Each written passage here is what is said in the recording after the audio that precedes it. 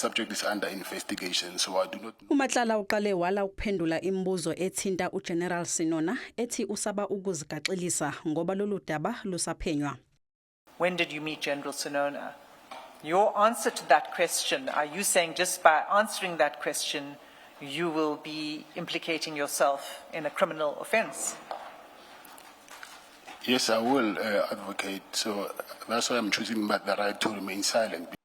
Ikhomishana ibe isimtshela ukuthi ukwala kwakhe ukuphendula eminye imibuzo kungenzeka kugcine sekumdonsela amanzi ngomsele. We have a lot of questions for you. Many witnesses have come before the commission to testify, and they have made certain allegations against you. And you coming here is an opportunity for you to give your side of the story.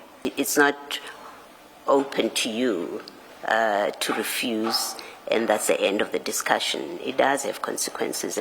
I made him a lot, so uMatlala ugcine evumile ukuthi uyamazi uSinona kodwa ke hayi ukuthi babe ngabangani. I made him a lot, so I think maybe I'll say each and every month I made him from what I can remember.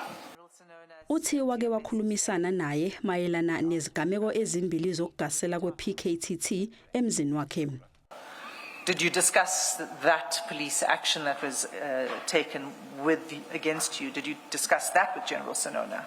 Yes, I did. Uthi watshelwa ngowabe engungqongqoshe wamaphoyisa uBhekicele kanye noBrown Mokgotsi ukuthi iPKTT iyamthungatha. Mr. Cele confirmed it to me. After Mr. Cele confirmed it to you, did you tell Mr. Brown Mokgotsi that you now believe it's the PKTT that raided your house? No, I'm saying he already knew that, but I just didn't believe him because by then I already had my suspicions about him. Emva kokuhlakazwa kwePKTT, uGeneral Sinona wabe esethumela uMatlala incwadi yabe iqinisekisa ukuthi selihlakaziwe lolu phiko.